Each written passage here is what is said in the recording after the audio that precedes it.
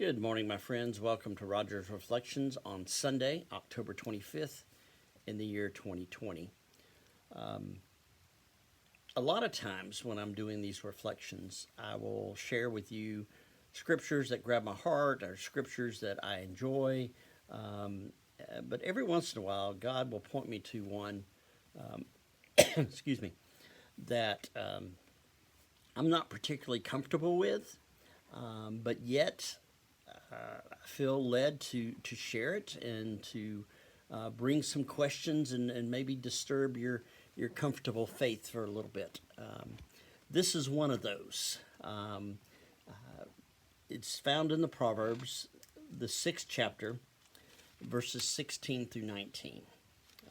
And this is the New Revised Standard Version, so it might be a little different in some other translations. There are 6 things that the Lord hates, 7 that are an abomination to him: haughty eyes, a lying tongue, hands that shed innocent blood, a heart that devises wicked plans, feet that hurry to run to evil, a lying witness who testifies falsely, and one who sows discord in a family.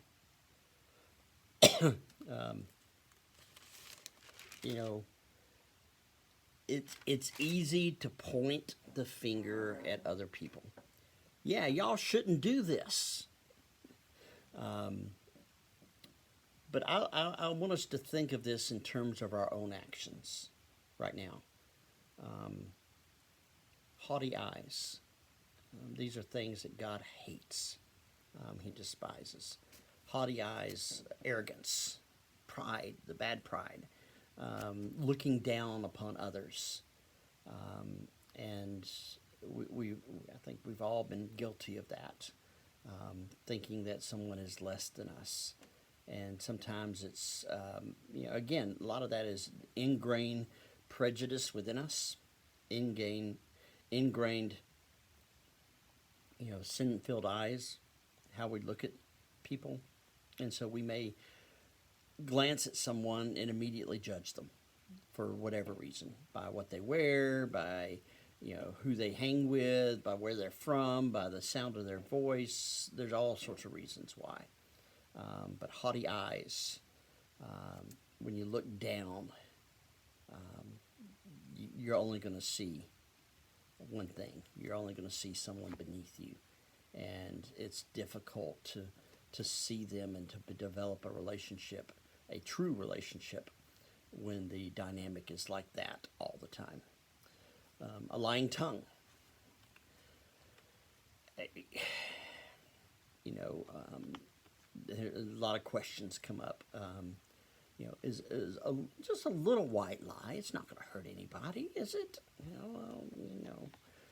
A lying tongue.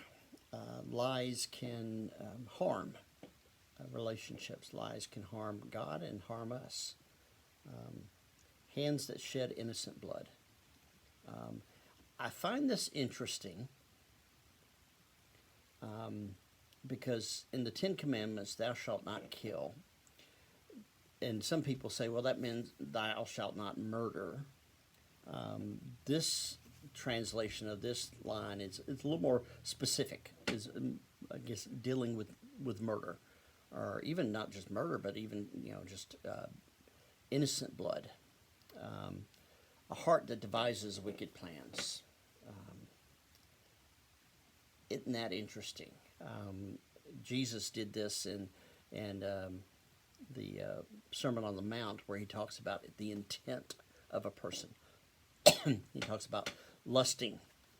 If you even think about somebody, if you even, before you even say anything, this is talking about the intent of the heart, a heart that devises wicked plans, feet that hurry to run to evil. Somebody gives you the opportunity, you're going to take it, type of thing.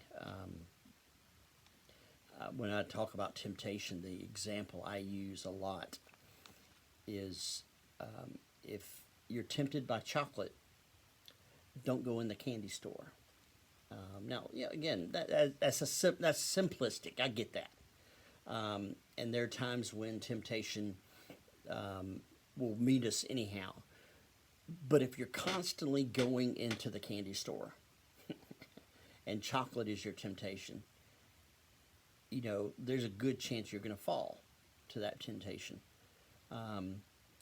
If you're constantly in situations that tempt you, if you're constantly hanging with people who make those decisions, who head in that direction, or if you constantly go to a place or something where evil occurs all the time, and you just, sometimes it's the places that we go, and so the feet that hurry to run to evil, they want the excitement. They want to hear that. A lying witness who testifies falsely, so there's lying, there's twice. That's interesting. And then one who sows discord in a family. This one, conflict, one version I read, just sows discord in the, not just the physical family, but the larger family, the community of faith, the community family.